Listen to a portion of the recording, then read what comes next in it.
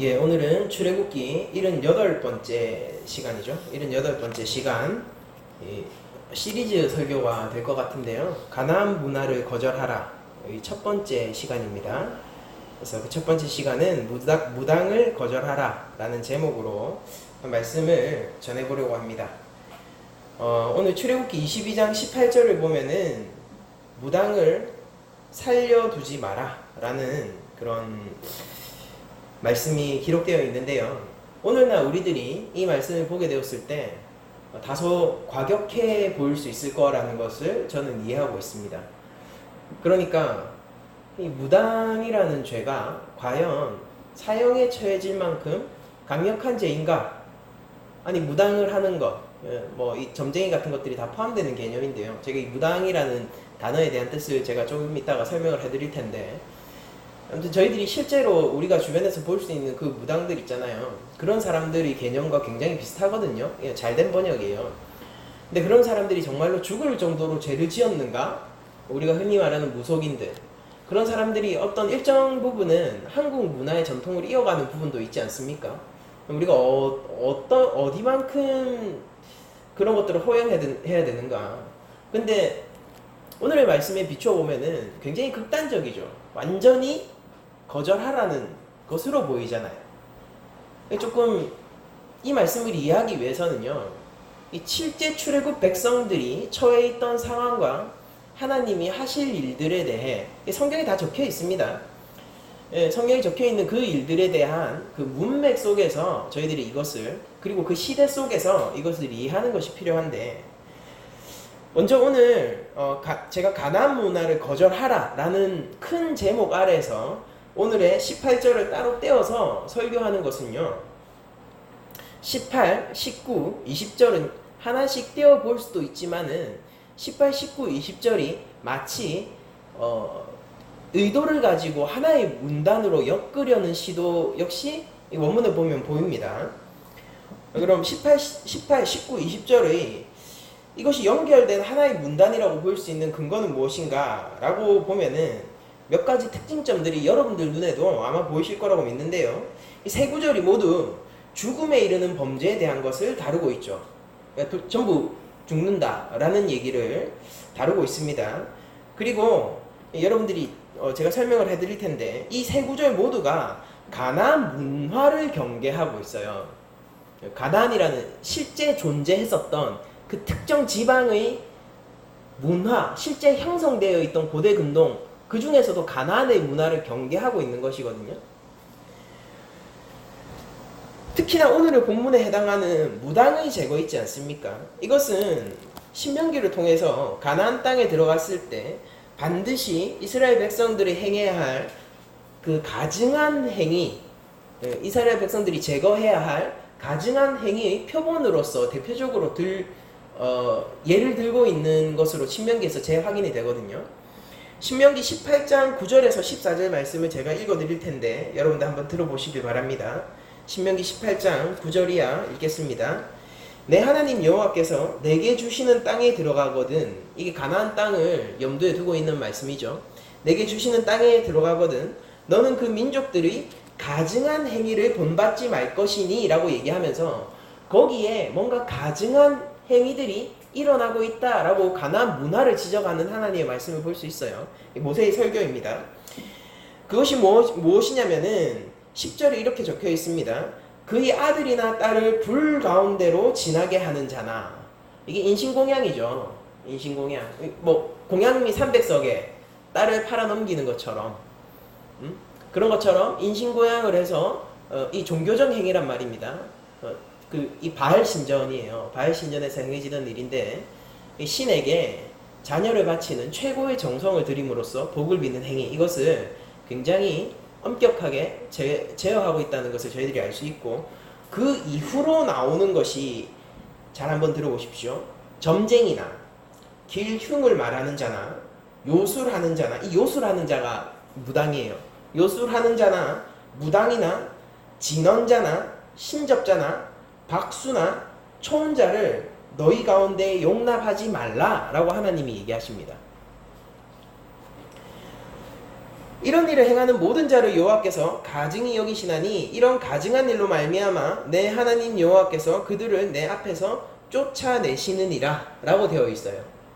그러니까 하나님이 가나안 땅에서 이런 무당들을 쫓아내어서 가나안 땅에 무당이 없도록 제거하라라는 명령을 신명기를 통해서 재확인하시고 계신 거예요. 그러니까 출애굽기에서 이게 시간적으로는 더 이른 것이죠. 이 출애굽기에서 말씀하시고 있는 이 본문은 가나안 문화를 대비해서 그들 출애굽한 옛 백성들이 하나님 나라로서의 정체성을 지키게 하기 위해서 제정되어 있는 율법이라는 것을 먼저 이해하셔야 됩니다. 이게 오늘의 본문을 이해하는 선 이해 조건이에요. 그러니까 그냥 단순히 문자적으로 이런 것들을 받아들이시면은 조금 곤란한 상황들이 생길 수 있습니다.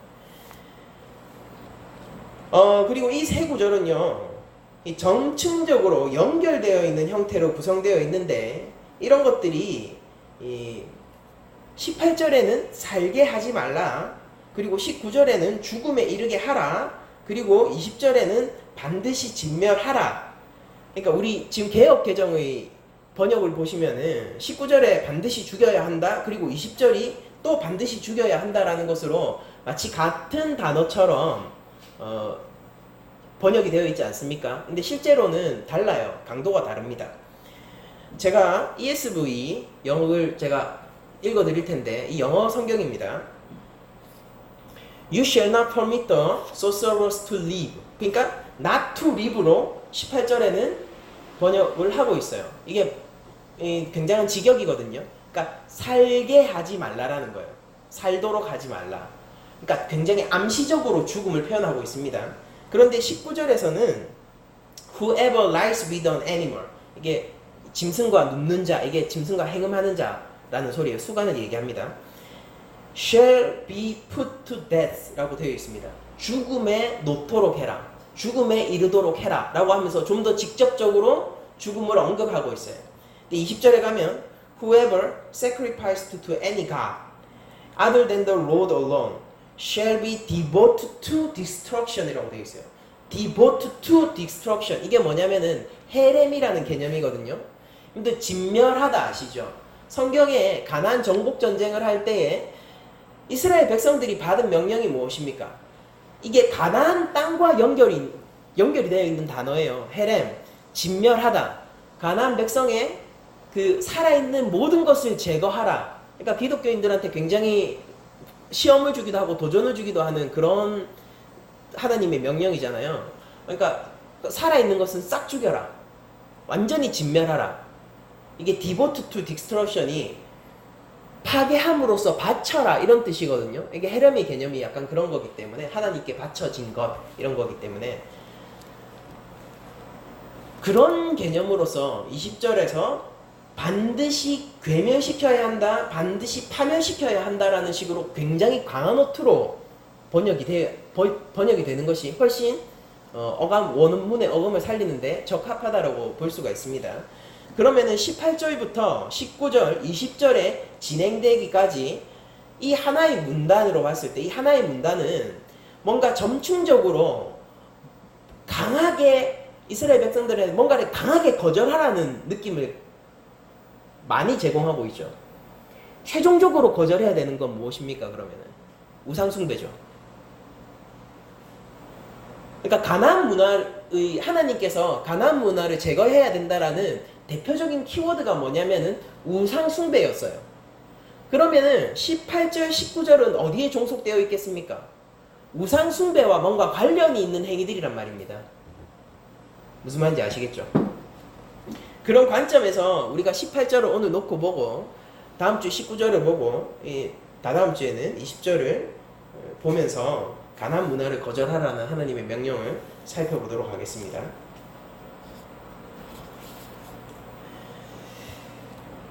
제가 새 번역이 조금 번역이 잘 돼 있어서 새 번역력을 한번 읽어드리고 계속 말씀을 진행하도록 하겠습니다. 새 번역은 이렇게 번역을 했어요. 18절부터 읽겠습니다. 마술을 부리는 여자는 살려두어서는 안 된다. 짐승과 교접한 자는 반드시 사형에 처해야 한다. 주 밖의 다른 신에게 제사를 드리는 자는 반드시 없애야 한다 라고 얘기하면서 점층적으로 더욱 강해지는 이미지를 잘 번역을 해놓고 있습니다. 근데 여러분들, 제가 이 본문을 얘기할 때 반드시 여러분들한테 인지를 시키고 넘어가야 하는 게 뭐냐면, 이게 굉장히 중요해요. 뭐냐면 이거는 하나님 나라의 윤리예요. 그러니까 일반 윤리가 아닙니다. 그러니까 율법을 보면은 하나님 나라의 윤리와 일반 윤리가 이렇게 섞여 있는데, 왜냐하면 하나님 나라의 윤리는 일반 윤리를 품고 있기 때문이죠. 섞여 있는데 모든 것을 여러분들이 단순히 일반 윤리로 해석을 하면 안 돼요. 그러니까 예를 들어서 이런 거예요. 여러분들 제사법 있잖아요. 제사법이 일반 윤리입니까? 분명히 율법이잖아요. 아니죠. 근데 그건 하나님 나라에서 필요한 윤리와 같은 거거든요. 오히려 윤리라고 표현하기보다는 하나님 나라의, 하나님께서 하시는 사역 정도로 저희들이 이해할 수 있을 텐데, 그러니까 율법의 스펙트럼이, 우리가 윤리의 차원에서만 그런 것들을 보게 되면 율법 전체의 스펙트럼을 다 알아볼 수가 없게 돼요. 제가 먼저 말씀드리고 싶은 게, 이것이 하나님 나라의 윤리다, 일반 윤리가 아니다라는 것을 얘기합니다. 그리고 율법에서 지금 오늘 사형에 대해서 다루고 있는 것인데, 이게 실제로 사형을 처하는 것인지 하나님께서 반드시 그를 죽이겠다고 하시는 것인지에 대해서는 저희들이 확증 내릴 수 없지만은, 어쨌든 간에 생명과 관련되어서 생명을 앗아가게 하는 범죄에 대해서 다루고 있잖아요. 율법에서 사형을 언급하는 두 가지 경우를 제가 말씀드렸죠. 그게 뭡니까? 첫 번째는 하나님에 대한 범죄고, 두 번째는 생명에 대한 범죄입니다. 그러면은 이 무당, 그리고 수간, 우상 숭배, 이건 어디에 포함되는 범죄일까요? 하나님이 보실 때 하나님에 대한 범죄예요. 그리고 이건 일반 윤리라기보다는 지극히 하나님 나라의 윤리입니다. 그러면 왜 우리한테 이런 질문이 들 수가 있겠죠? 이 세 가지 범죄가 왜 하나님에 대한 범죄인가? 먼저 그걸 우리가 짚고 넘어가도록 하겠습니다. 그런데 제가 앞서 언급한 바대로 이 세 가지 범죄는 출애굽 백성들이 아직은 주어지지 않았지만, 그러나 미래에 확정적으로 언약을 통해 주어질 가나안 땅에 들어가게 되었을 때를 대비해서 그것을 염두에 두고 만들어진, 그리고 주어진 율법입니다. 그러니까 하나님이 어떤 걸 하고 싶어 하셨냐면은, 하나님이 그들로부터 예배를 받기를 원하셨어요. 여러분들 출애굽기 저랑 쭉 해오셨잖아요.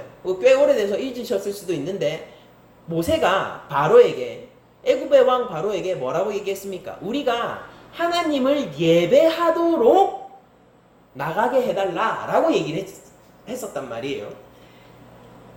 그러니까 하나님이 그 출애굽 백성에게 원하신 것은 이 백성들이 나와 관계를 맺고, 단순히 제사를 드리라 그런 개념이 아니에요. 나와 관계를 맺고 실제 내 백성이 되어서 실제 이들이 하나님 나라를 건설하는 건설자가 되기를 원하셨어요. 예배의 개념, 출애굽에 나오는 예배의 개념입니다. 그렇게 하나님이 하나님 나라를 완성하기를 원하셨는데, 장벽이 되는 게 두 개가 있었어요. 뭐냐면은 그들이 이미 몸에 체득하고 400년 동안 살아오면서 그들이 몸에 익히고 있었던 이집트의 문화였죠. 여러분들 이민 가서 이민 한 3세, 4세 정도 되죠. 그러면은 한국 사람일까요? 미국 사람일까요? 거의 미국 사람이에요. 근데 400년이었다고요. 그들이 히브리인이었을까요? 애굽인이었을까요? 그들은 애굽인입니다. 그러니까 하나님이 율법을 통해서 그들이 옛 애굽의 법으로부터 벗어나 하나님의 백성으로서의 가치관을 가지길 원하셨고, 그리고 미래에, 아직 이 현 시점에서는 일어나지 않은 일이지만은 미래에 들어갈 가나안 문화에 대적해서 그들의 문화에 젖어들고 수용되는 것이 아니라 여전히 하나님 나라의 백성이기를 원했단 말이에요. 그것이 하나님이 율법을 주신 의도 가운데 하나이거든요. 여러분들, 그러면 하나님은 왜 가나안 땅을 그렇게 경계했을까? 여러분들, 가나안 땅이 가지고 있는 특수성이 뭘까요? 성경에 있어서 가나안 땅이 가지고 있는 특수성은 이것입니다. 가나안 땅은 먼저 아브라함을 통해서 주어진 언약의 땅이에요. 그것은 무슨 얘기냐면은 실제 하나님 나라가 건설되는 곳이라는 거예요. 우리가 알고 있는 하나님 나라는 어떻습니까? 비가시적이죠. 그런데 지금 여기서 제가 하나님 나라라고 말하는 것은 정말로 문자 그대로예요. 가시적이고 보이는 하나님 나라를 건설하려고 하나님이 하셨단 말입니다. 상징적 의미가 아니라 말 그대로 하나님 나라 말입니다. 즉 이게 무슨 뜻이냐면은 그 출애굽 백성들이, 여러분들 잘 들어보세요. 좀 어려울 수 있지만은 잘 들어보세요. 이스라엘 그 백성들, 옛 백성들, 출애굽 백성들은 당시의 동시대를 살던 사람들한테 역사 계시로서, 그러나 특별 계시로서 작동했다라는 소리예요. 오늘날의 특별 계시는 무엇입니까? 무엇이, 달리 쉽게 얘기하자면은 오늘날에는 무엇이 하나님을 알게 합니까? 말씀이잖아요. 말씀에 특별 계시 없습니다. 기도 아니에요. 말씀이잖아요. 말씀이 특별 계신데 성경이 쓰여지기 전, 그때, 성경이 쓰여지고 있을 그때에 그들은 무엇을 보고 하나님을 알 수 있었냐고요. 그게 바로 하나님의 나라를 통하여서 그것을 알 수 있었다고요. 그러니까 정말로 하나님은 하나님의 나라를 가나안 땅에 세우셔야 했던 겁니다. 주체가 누구예요? 제가 누구를 주체로 얘기했죠? 하나님. 하나님께서는 가나안 땅에 자신의 나라를 만드셔야 했다고요.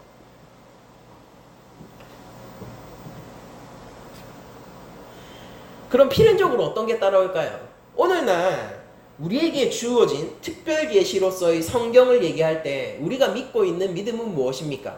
성경의 무엇성을 얘기하고 있죠.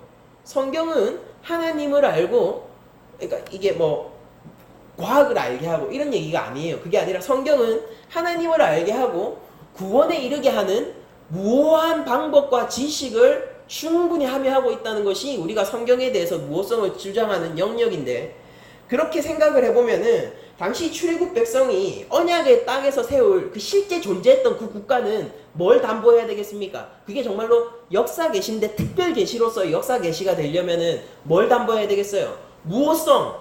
그것을 우리가 무엇이라고 부르냐면은 거룩이라고 불러요. 그러니까 그 땅은 거룩해야 했고 정말로 하나님 나라로서 작동하고 있어야 됐다고요. 그냥 상징적 의미가 아니라 실제 그게 구현되어 써야 했다는 것입니다. 물론 실패했죠. 그래서 예수님 오셨습니다. 물론 실패했죠. 그러나 그렇게 했어야 한다고요. 당위성은 충분했었단 말입니다. 그러면은 이 충돌이 일어나죠. 뭐냐면은 이제 하나님 나라가 가나안 땅에 세워질 것이고 하나님이 세우실 건데 거기에는 가나안이라는 세상이 이미 존재하고 있는 거예요. 이 둘 사이에 충돌이 일어나죠. 그럼 어떤 영역에서 충돌이 일어나느냐? 오늘의 본문이 단적으로 보여주고 있는 게 무당, 수간, 우상숭배입니다. 여러분들 거룩이라는 개념이 뭐죠? 성경이 말하는 거룩이라는 개념. 거룩은 흠이 없고 온전하다는 것이고, 달리 얘기하자면요, 흠이 있는 것은 철저하게 거절된다라는 의미입니다. 철저하게 거절돼요. 그러니까 하나님 나라는 거룩이라는 측면에서 볼 때는 굉장히 배타적이죠.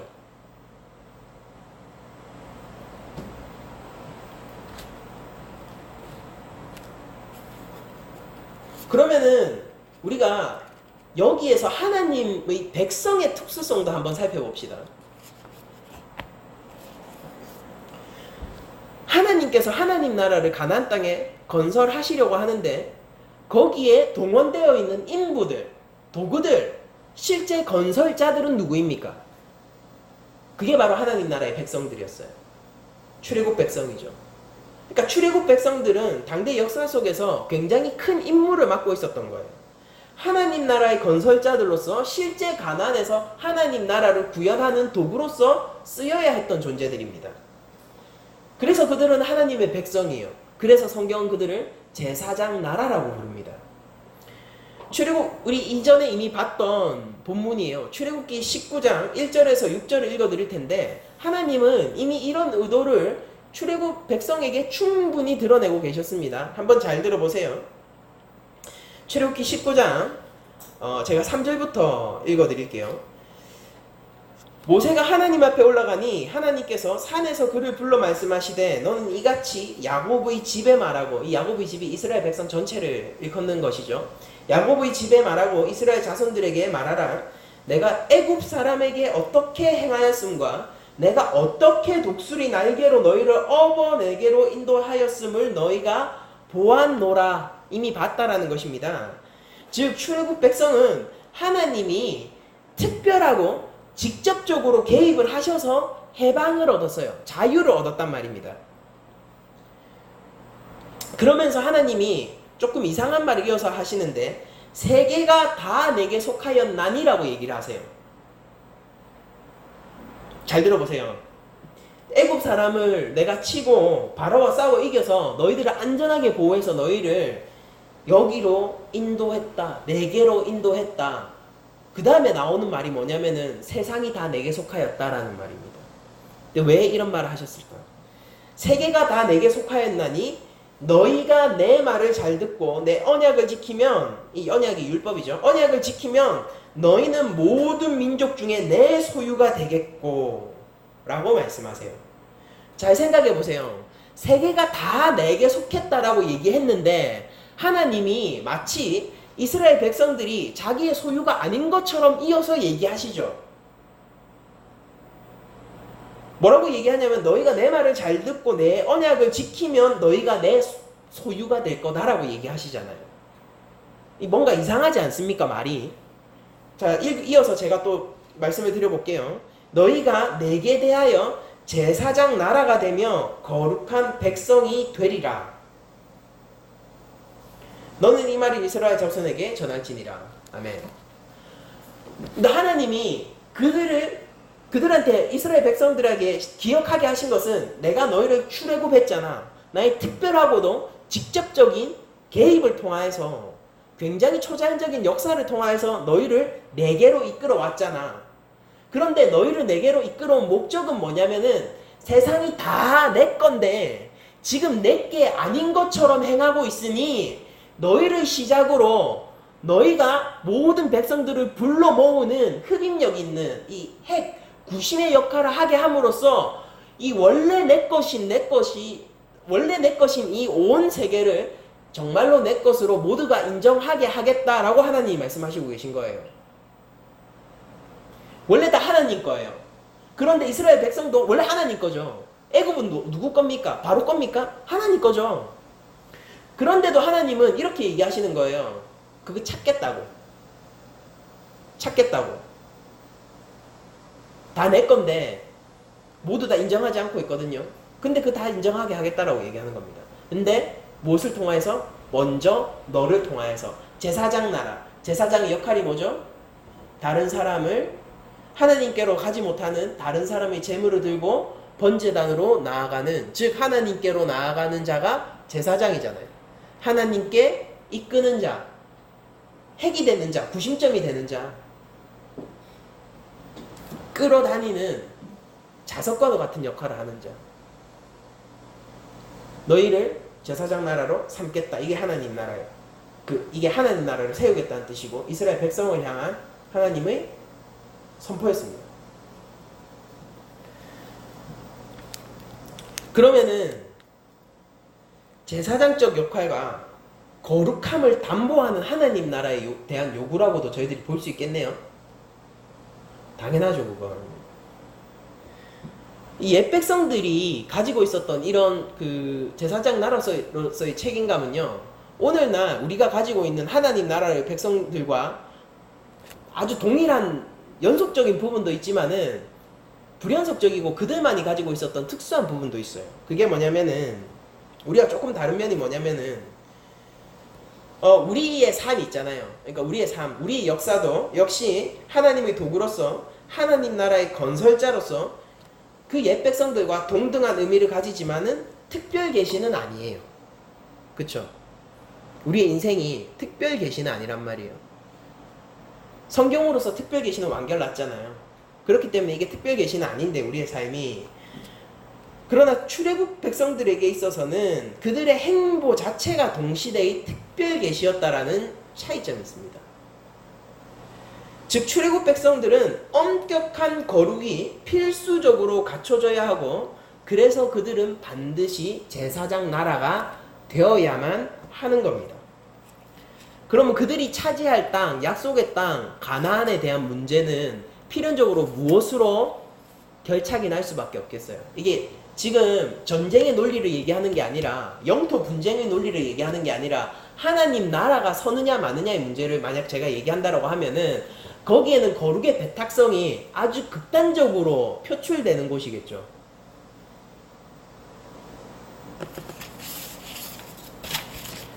가나안 정복 전쟁을 단순한 영토 전쟁으로 보면은 그거는 굉장히 학살적인 전쟁입니다.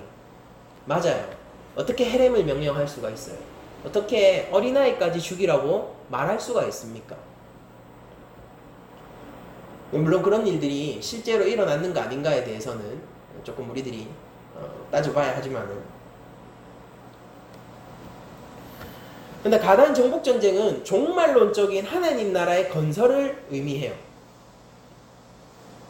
가나안 정복 전쟁은 성전이 아니에요. 홀리워, 성전이 아니라 여호와의 전쟁 그 자체인 것입니다. 그러니까 이런 전쟁이 없죠. 이제는 기름 때문에 전쟁하고 막 이러잖아요.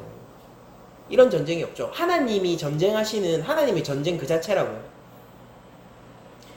가나안의 진멸, 즉 헤렘은 전쟁의 카테고리에서 여러분들이 살펴보시면 안 돼요.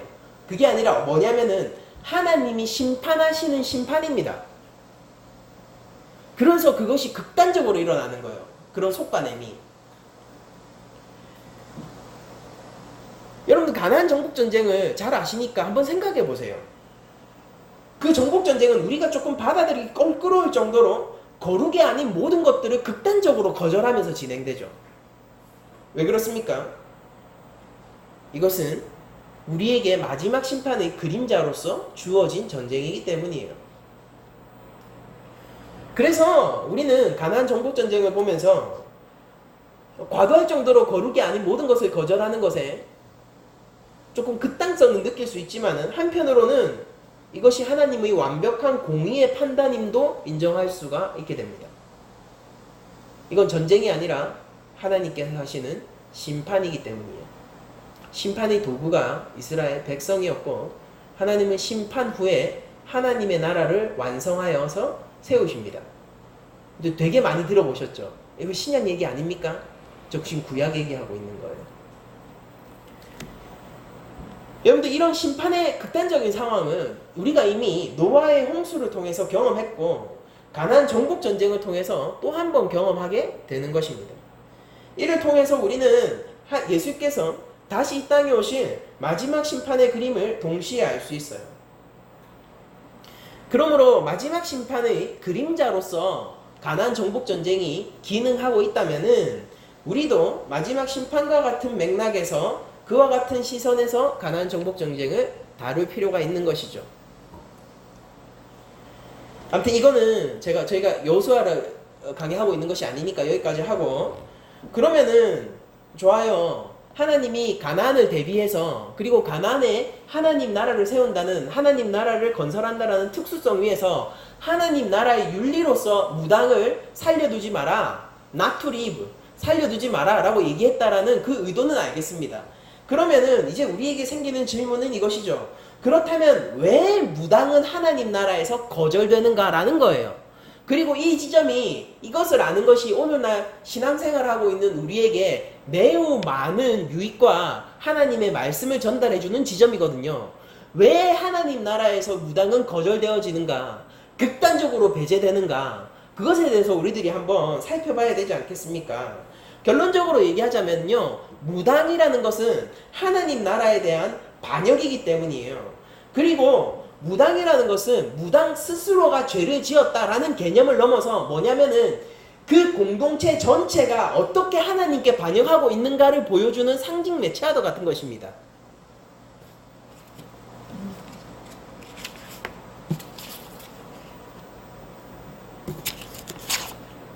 여러분들, 무당은요 단순히 점치는 자가 아니라 마술을 부리는 자라는 의미예요. 그래서 ESV 역에서도 쏘서러, 마술사, 주술사 뭐 이 정도로 번역될 수 있을 텐데 그런 식으로 번역을 해놨죠. 그러니까 점치는 자는 뭡니까? 무당이 뭔지 한번 알아보자고요. 점치는 자는 뭐예요? 점쟁이는 뭐예요? 미래에 대해서 알려주는 역할을 수행하죠. 그런데 이 마술을 부리는 자, 술사 이런 사람들은 뭐냐면은 미래의 결과에 직접적으로 영향을 미치는 자를 얘기합니다. 고대 근동에서는 점쟁이와 주술사가 구별되어 있었습니다. 물론 굉장히 이렇게 혼합적으로 모든 역할을 하는 점쟁이들도 있었지만은 주술사도 있었지만은 기본적으로 부르는 명칭이 달랐어요. 성경에도 이런 경우가 나오죠. 민수기 22장에 발람이라는 술사가 나오잖아요. 발람 잘 아시죠? 이 사람이 모압 왕 발락의 사주를 받아서 이스라엘을 저주하려다가 실패하는 자로 등장하는데요. 이 발람은 단순히 미래를 알려주는 점쟁이가 아니죠. 그 사람이 어떤 식으로 그려집니까? 적극적으로 저주를 내릴 수 있는 자처럼 그려지잖아요. 그러니까 고대 근동에서는 그런 역할을 하는 사람들이 있었다고요. 고대 근동에서는 그게 신화의 세계이고 신들의 세계이기 때문에 술사가 매우 흔했는데 우리 조선시대에만 가더라도 그 굉장히 흔했죠. 오늘날도 물론 흔하지만은 고대 근동에는 이런 술사들이 흔했는데 일반적으로 무슨 일을 했냐면은 사람을 치료하거나, 그러니까 의술이 발달하지 못한 시대입니다. 사람을 치료하거나 미래나 그 사람이 하는 사업을 축복하는 일을 했었고, 그리고 저주의 능력도 가지고 있었지만은 저주하는 일은 더 이상 엄격하게 금지되어 있었어요. 고대 근동에서. 모압왕 발락이 발람한테 저주를 사주했다는 것은 고대 근동의 문화에서 보더라도 어떤 거예요? 굉장히 악랄한 부탁이죠. 그걸 발람이 받아들였다는 건 무슨 뜻입니까? 술사로서 최소한 지켜야 할 내 윤리에서 이미 벗어났다는 것을 저희들한테 보여주고 있는 거예요. 그러니까 저주하는 거는 금지되어 있었습니다. 능력이 있을지언정. 근데 여기서 저희가 무당이라고 번역된 이 술사는요, 점쟁이보다 강력한 힘을 가진 존재로서 당연히 점쟁이도 포괄하는 개념이죠. 이런 걸 생각해 보면은 무당이라는 개혁개정의 번역은요 꽤나 적절한 번역이에요. 잘된 번역이라고 저는 생각을 합니다. 한국의 무당은요 단순히 미래를 엿보는 점쟁이에 머물지 않는다는 것을 저희들이 잘 알고 있어요.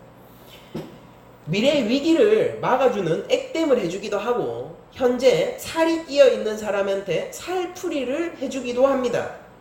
그러니까 이 살이 뭔지 제가 한번 찾아봤는데 한국민속대백과 사전에 보니까 살을 사람이나 물건을 해치는 독하고 악한 기운이라고 정의하는 것을 볼 수 있었어요.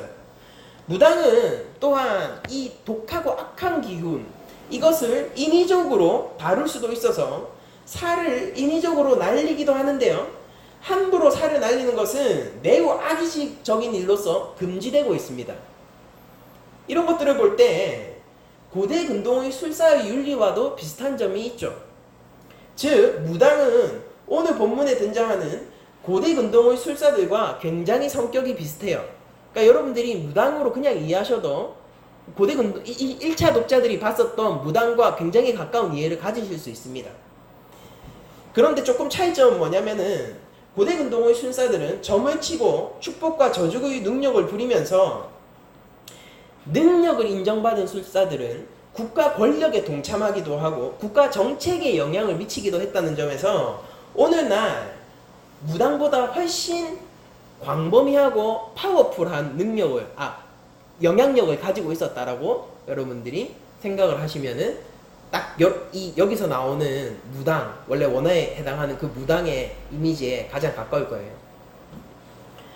그럼 이 무당들이 무슨 일을 하느냐? 무당들은요 적극적으로 일상의 현재와 미래와 더불어서 더 나아가서는 역사 그 자체에 영향을 주는 일을 해요. 국가 권력에 동참하는 자들이거든요, 이 사람들이.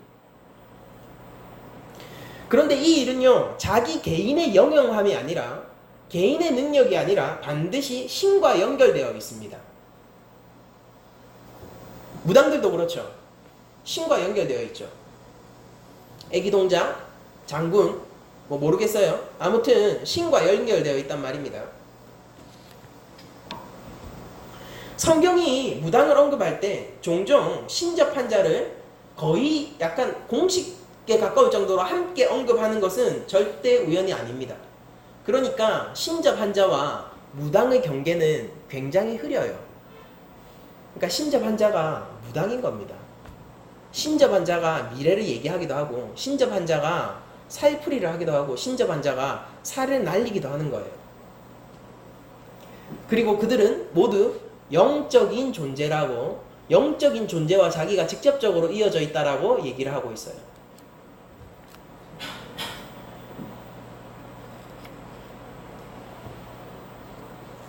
무당은요, 기본적으로 조작에 관심이 있는 사람입니다. 내가 미래를 어떻게 조작할 수 있는 힘이 있는가? 너에게 미래를 어떻게 조작을 할 수 있는 방법을 알려주는가? 이런 것들이 무당의 힘이죠. 성경은 이것을 굉장한 하나님에 대한 반역으로 치부하고 있다는 것입니다. 조금 더 살펴보죠. 하나님 나라에서 무당이 거절되는 이유를 신명기 18장 13절은 이렇게 얘기합니다. 제가 아까 읽었던 그 신명기 말씀을 이하해요. 너는 내 하나님 여호와 앞에서 완전하라. 이게 점쟁이를 제거해야 되는 이유로 들어지거든요. 그러니까 약속의 땅에 갔을 때 무당을 쫓아내라, 제거하라 이렇게 얘기하셨잖아요. 그 이유가 뭐냐면은 너는 내 앞에서 완전해야 되기 때문이다라고 하나님이 말씀하십니다.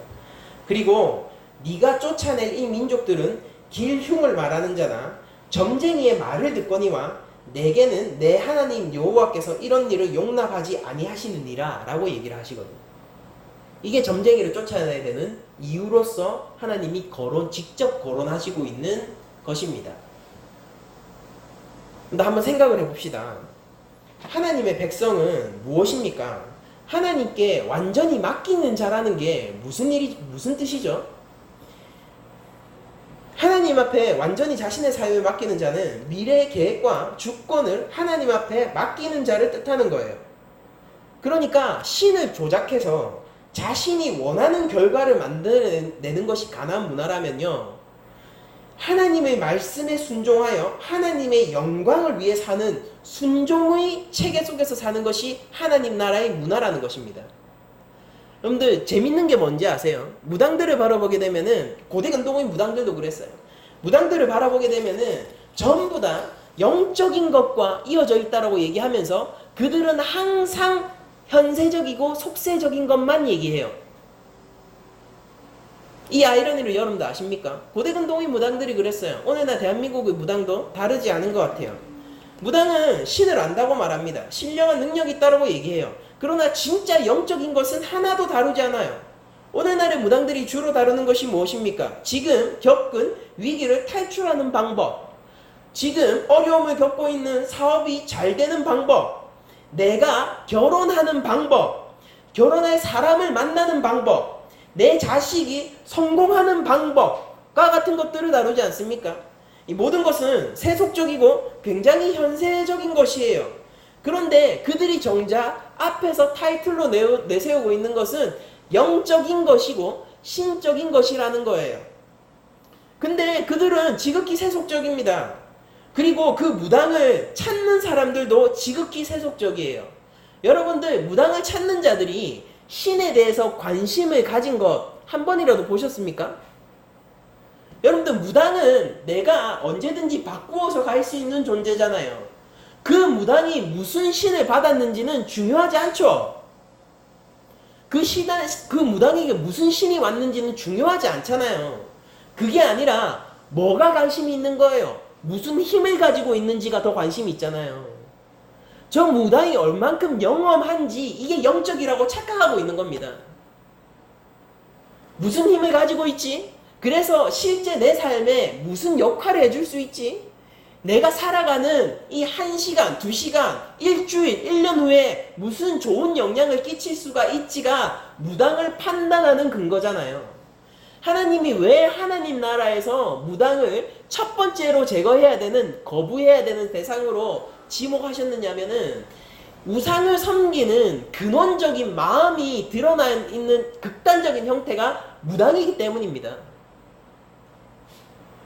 무슨 힘을 가지고 있지? 무슨 영적인 힘을 가지고 있지? 그들이 정말 신에게 관심이 있는 것입니까? 아니요. 지금 이 현세의 삶, 내가 지금 살아가고 있는 이것, 내가 진짜 결혼하는 거, 내가 진짜 사업하는 거, 내 자식이 진짜 대학 가는 거, 영적인 것입니까? 영적인 신과 소통하는 사람이 중점적으로 다뤄내야 하는 것일까요, 이것이?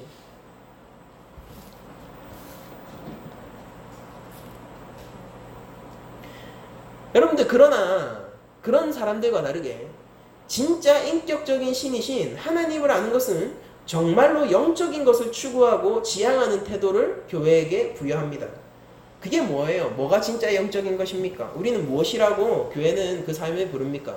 성령을 따르는 삶, 하나님의 영광을 추구하는 삶이라는 것으로 정말로 영적인 것을 다루죠. 그렇게 하길 원하죠. 여러분들, 무당은 기본적으로 신을 조작하길 원해요. 그래서 부적을 쓰잖아요. 그러면은 그 부적에 따라서 신이 올 수도 있고 갈 수도 있어요. 근데 신은 최선을 다해서 구술합니다. 그러면은 그 구술의 정성에 따라서 신이 결과를 바꿀 수도 있고 마음을 돌릴 수도 있는 거예요. 그리고 이것은 하나님, 즉 신을 기계적으로 보는 겁니다. 그러나 우리가 얘기하는 하나님은 그렇지 않아요. 하나님은 인간에 의해서 조작당하지 않으십니다. 근데 인간은 하나님을, 신을 끝없이 도구로서 누리고 싶어 하죠. 도구로서 전락시키기를 원해요. 하나님, 제가 천의 재단을 쌓았는데 이쯤 되면 하나님 이 정도 해주셔야 되는 거 아닙니까? 라고 우리들이 얘기하면은 그거 여러분들 무당을 따르는 자입니다. 하나님, 생각해보세요. 제가 30년 동안 쉬지 않고 새벽 기도를 했는데 하나님 이 정도는 해주셔야 되는 거 아닙니까? 왜 저한테 이런 일이 일어나죠? 라고 얘기하시면은 여러분들은 30년 동안 무당을 따르고 계셨던 겁니다. 그 근본 원리가 다르지 않다고요. 그리고 그것은 하나님 나라에서 제거되어야 할 첫 번째 것이라고 하나님이 얘기하시고 계신 거예요. 근데 뭘 해야 됩니까? 우리 성도의 본분이 무엇입니까? 하나님이 이것을 통하여서 이스라엘 백성이 뭘 하길 원하셨어요? 내가 가진 힘을 추구하는 것이 아니라 하나님을 추구하기를 원하셨던 거예요. 그들과 교제하기를 원하셨고, 그게 예배라니까요. 그러니까 하나님은 백성에게 예배를 원하시고 계신 겁니다. 예배당에 나와가지고 예배를 한다라고 하면서 사실은 내 현세적인 삶에만 관심이 있고 내가 어떻게 잘 먹고 잘 사는지에만 관심이 있어서 하나님 앞에서 이건 내어놓으세요, 저건 내어놓으세요, 안 주면은 나 일주일 확 굶어버릴 거예요, 이런 식으로 하나님이 협박하고 있으면은 정말로 그게 성도일까요? 제가 생각했을 때 그들은 이교도입니다. 그들은 무당을 따르는 자들과 동일한 사상을 가지고 있어요. 하나님이 그걸 없애려고 하신다고. 그러시면 안 될 거 아닙니까? 그러면 우리 교회가 그러면 안 될 거잖아. 얼마 전에 수영로 교회에서 김지찬 교수님, 총시대 구약학 교수님이죠. 김지찬 교수님께서 시편 1편을 가지고 설교하신 것을 짧은 단락이지만은 우연히 들었던 적이 있습니다. 시편 1편의 내용을 제가 한번 읽어드리고 김지찬 교수님의 설교 중 일부를 인용할 텐데요. 굉장히 많은 영감을 저에게 줬어요. 시편 1편의 내용은 이것입니다. 복 있는 사람은 악인들의 꾀를 따르지 아니하며 죄인들이 길에 서지 아니하며 오만한 자들이 자리에 앉지 아니하고 오직 여호와의 율법을 즐거워하며 그 율법을 주야로 묵상하는 자로다. 그는 시냇가에 심은 나무가 철을 따라 열매를 맺으며 잎사귀가 마르지 아니함 같으니 그가 하는 모든 일이 다 형통하리로다. 악인들은 그렇지 아니하며 오직 바람에 나는 겨와 같도다. 그러므로 악인들은 심판을 견디지 못하며 죄인들이 의인들의 몸에 들지 못하리로다. 무릇 의인들의 길은 여호와께서 인정하시나 악인들의 길은 망하리로다. 여러분들 잘 아시는 시편 1편입니다. 근데 여기서 김지찬 교수님은 이렇게 얘기했어요. 형통에 대해서 이렇게 얘기했어요. 형통은 오늘의 말씀을 따라서 다 형통한 건 뭐냐면은 열매를 맺는 거라고. 고난이 없다는 게 아니라, 그게 복이 아니라는 거예요. 고난이 없다는 게 아니라 고난 가운데서도 형통한 게 뭐냐면 열매를 맺는 거라고. 여러분들, 그래서 이런 말씀을 하시던, 제가 정확하게 인용하진 못하겠지만은 예수님은 십자가 고난을 받았다는 측면에서 그 고난 주간은 형통하지 못한 것처럼 보이지만, 세상 그렇게 불쌍한 사람이 없는 것처럼 보이지만은, 그것을 통과하여 순종의 열매를 맺고 부활하셨다는 측면에서는 모든 것이 형통한 것이 맞다라고. 시냇가에 심은 나무 뿌리가 있는 거예요. 아기는 어떻습니까? 바람에 나는 겨와 같은 것입니다. 뿌리가 없어요. 무슨 일이 닥치면 무당을 찾아가야 하는 것입니다. 아니면 무당과 같은 동일한 힘을 갈구하는 겁니다. 이렇게 가야 돼. 저렇게 가야 돼. 이 자리를 벗어나서 저기로 가야 돼. 바람이 안 부는 곳으로 가야 돼. 근데 그게 이미 날리고 있는 거예요. 나 율법을 사랑하고 율법을 즐거워하며 묵상하는 자는, 즉 하나님의 말씀에 따라 순종하기를 원하는 자요. 하나님을 조작하려는 자가 아니라 하나님을 순종하기를 원하는 자는요, 어떻습니까? 바람이 불어도 차가운 겨울이 와도 그 자리에서 반드시 참고 기다리다 열매를 맺는 자들입니다. 바울은, 저는 계속해서 모르겠습니다. 이 말이 바울이 그 말년에 내가 선한 싸움을 싸웠다라는 그 고백이 아주 오랫동안 제 마음에 박혀 있는데, 바울의 삶이 정말로 형통한 삶이 아닐까라는 생각을 한번 해봤습니다. 선한 싸움의 영역에서 선한 싸움을 했던 거예요. 그리고 이제 내가 하나님께 순종하는 자로 이 자리에 서 있다. 정말로 형통한 모습이 아닐까.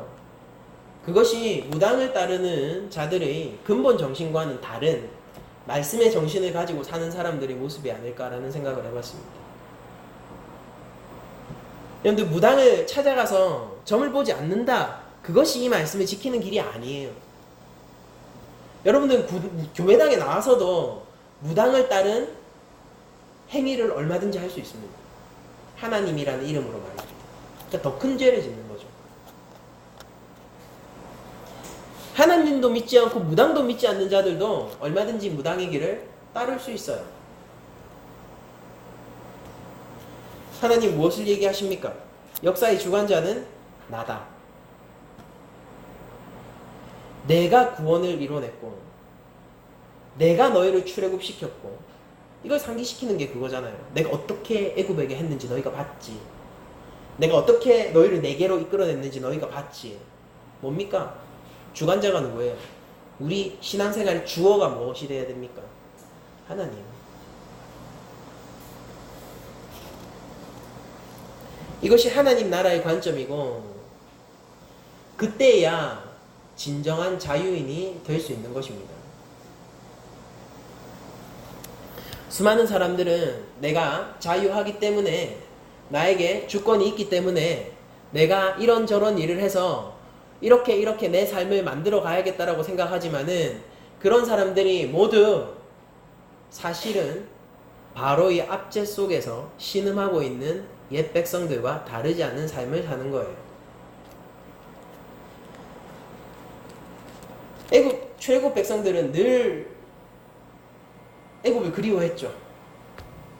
거기서 먹던 고기를 그리워했습니다. 좋은 것이 있는 것 같아요. 거기에는 압제하는 왕이 있는 곳입니다. 그들은 섬기는 왕의 지배를 받으면서도, 섬기는 왕의 섬김을 받으면서도 애굽을 그리워했어요. 그리고 성경을 쭉 읽어 나가시면은 그들은 결국 애굽으로 돌아갑니다. 뭐죠? 바알이라는 이름의 또 다른 바로에게 사로잡히게 된다고요.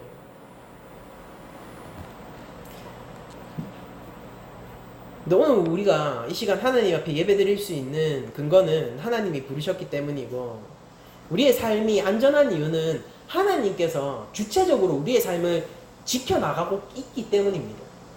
우리의 믿음이 안전한 이유는 성령께서, 이게 진짜 영적인 거란 말이에요. 성령께서 우리의 몸과 영혼을 지켜주고 계시기 때문인 거예요. 이 사실을 읽고 우리가 어떻게 매일매일을 하나님의 백성으로서 살아갈 수 있을까요? 그러면 어떻게 그게 하나님 나라의 백성이라고 얘기할 수가 있을까요?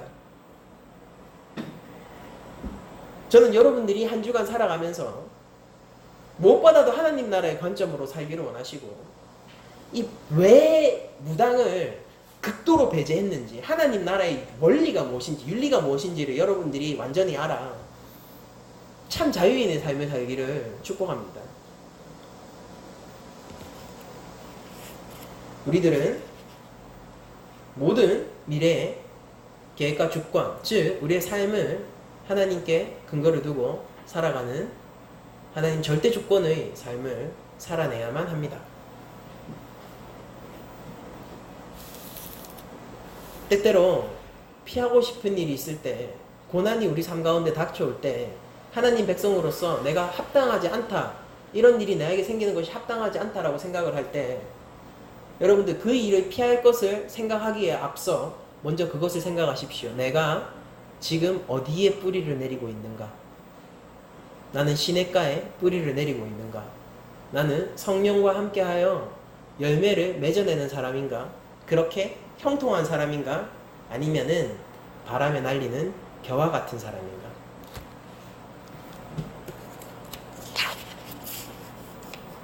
이제 말씀 마치겠습니다. 수많은 사람들이 자신의 인생 속에서 자신의 힘을 통하여서 자신의 삶을 조작하기를 원하고, 하나님의 존재를 거부하기를 원하며 하나님을 믿느니 나를 믿고, 그리고 더 좀 원초적으로는 하나님을 믿느니 영험한 다른 사람을 믿으려고 합니다.